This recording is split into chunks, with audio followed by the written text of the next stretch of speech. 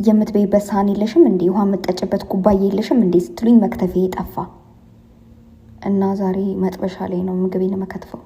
እንዴት አድርጌ ነው ሆን? እሺ ይህንን ፍልጥ የሚያክል ቲማቲም እና ሽንኩርት አስማት ካልሆነ በቀር ምንም ነገር ሊያደቅቀው አይችልም። በልጅነት የአስማተኛው አሮጊት የሚለውን መጽሐፍ ስላነበብኩኝ ብዙም አልተቸገርኩም ነበረ። አሁን ደግሞ አስማቱ እንዲሰራ እንጠብቀዋለን። ሰራ። ይቺ ዘርፈ ብዙ መጥበሻ ምግብ ሰራባታለሁ፣ እንደ ሳህን በላባታለሁ። አሁን ደግሞ መክተፊያ ነች።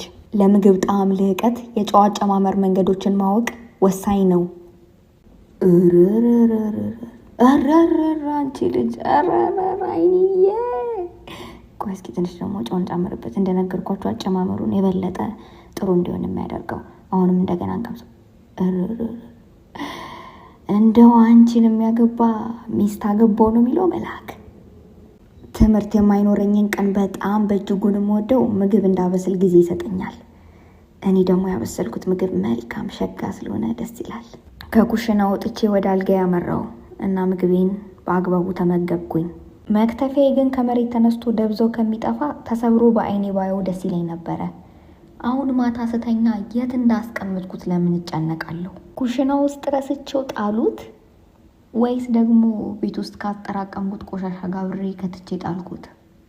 ምናልባት እስካሁን እንዴት እንደጠፋ ስለማላቅ ጭንቅላቴ ውስጥ እያለ ይመላለስብኛል። ለ3 ቀናት በረዶ አፈር ከደሜ ሲያስበላን ቆይቶ መልሳ ፀሐይ ወጣች። በልደታ ቤተ ክርስቲያን አጠገብ እያለፍኩ ስለነበረ ላሳያችሁ አሰብኩኝ። በተከታታይ 2 ቀናት ስራ ሲኖረኝ ዛሬ ስራ እየሄድኩኝ ነገ ምን ያህል እንደሚደክመኝ ነው ማስበው። ዝም ያለ ድባት ያለበት ቦታ መስራት ስለማልወድ የማይስቁ ሰዎችን ራሱ እንዲቀልዱ አስገድዳቸዋለሁ። ነይ የኔ ቆንጆ ጫሪው ጎበስ። ሰዓቴ ሲደርስ ባግዛችሁ እኮ ደስ ይለኛል፣ ግን ሰዓት ደረሰብኝ እያልኩኝ ውስጤ እልል እያለ ወደ ቤቴ መንገድ ጀመርኩ። በየቀኑ ነው የቤት ስራ የሚሰጠው። እሱን ሰራው፣ ገላይን ታጠብኩኝ። በጣም ደክሞኝ ነበረ።